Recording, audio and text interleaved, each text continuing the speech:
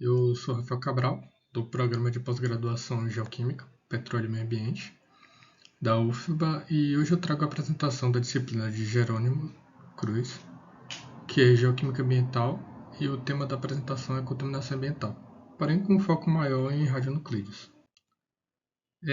A apresentação conta com os aspectos teóricos sobre contaminação e um estudo de caso.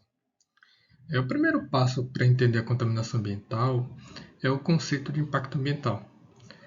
Segundo a norma ISO 14001, temos que o impacto ambiental é qualquer modificação que ocorre no ambiente e altere as atividades, processos ou aspectos do meio ambiente, tanto de maneira benéfica quanto adversa. Como estamos tratando de contaminação ambiental, o mais relevante são os impactos adversos.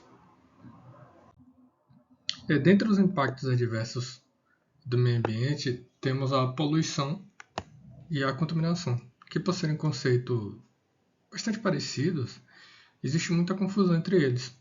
Porém, podemos destacar que a poluição é qualquer alteração das condições naturais do ambiente, devido à introdução de substâncias ou agentes químicos, físicos ou biológicos. Por sua vez, a contaminação ela se refere apenas aos agentes que causam efeitos adversos aos ecossistemas. Contaminação ambiental ela pode ser de solo, água ou ar, e ocorrer devido a agentes químicos, biológicos ou radiológicos.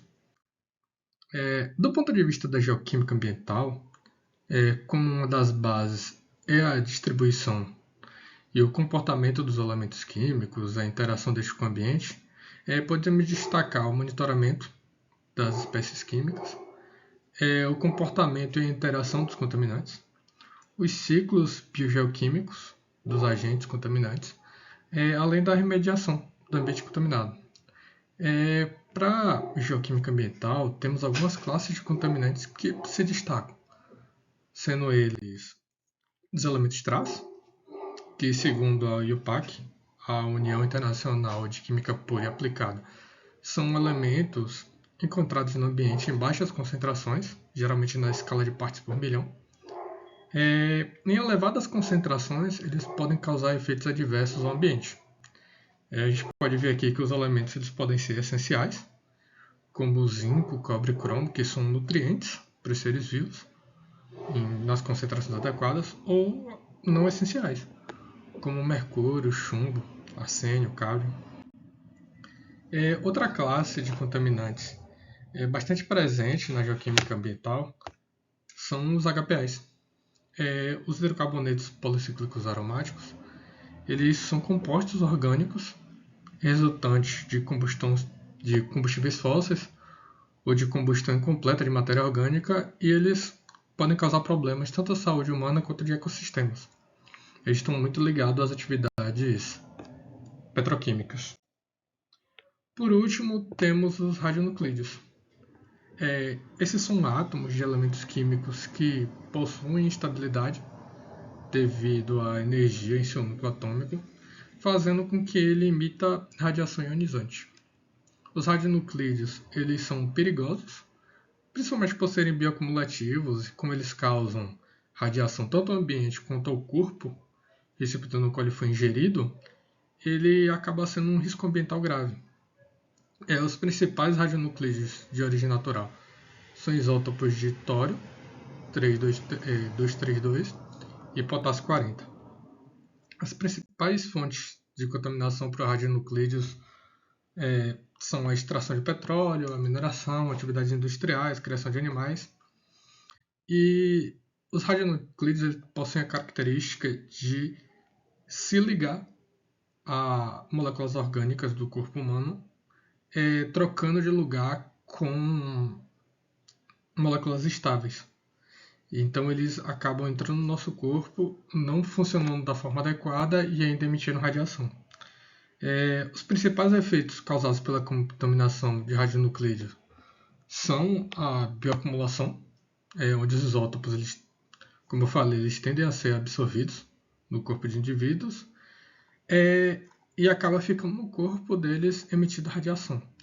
até o fim de sua meia-vida. E outro efeito é a biomagnificação.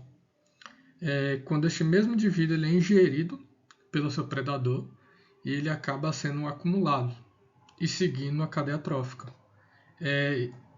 Esse elemento ele acaba sendo bastante perigoso, principalmente para os animais de topo de cadeia.